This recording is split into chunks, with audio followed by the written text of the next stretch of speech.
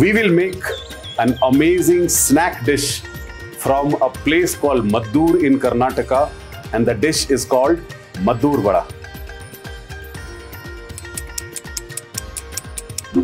The three main ingredients for making Maddur Vada are rice flour, rava and refined flour or maida. So we are going to take these three ingredients in a bowl and we will add some spices, some seasoning, and we'll make a dough for the vada. The three main ingredients for making Maddur Vada are: to make the vada a little crispy, we will add some ghee,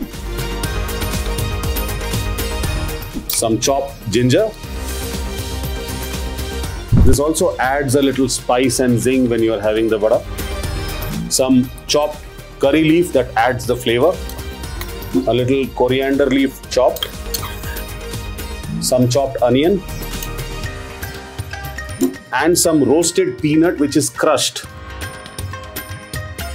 And finally some salt for the seasoning. So we'll lightly mix the three things and the spices together so that we can finally make the dough.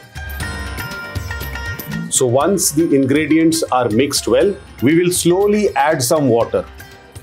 Be a little cautious. If you add too much water at the beginning itself, the dough will become wet and soggy. And now we will just keep this dough for a little while for resting. So now the dough has rested for a while. It is very nice, soft and pliable, very easy to handle. And this is the kind of dough that we need for the Maddur Vada.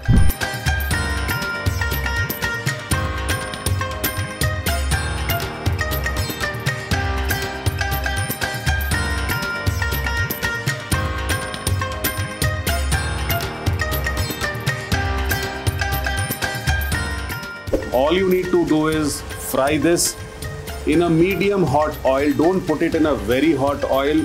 If you do that, the color will come very quickly and inside will still not be cooked well. So the best thing to do is put it in a medium hot oil.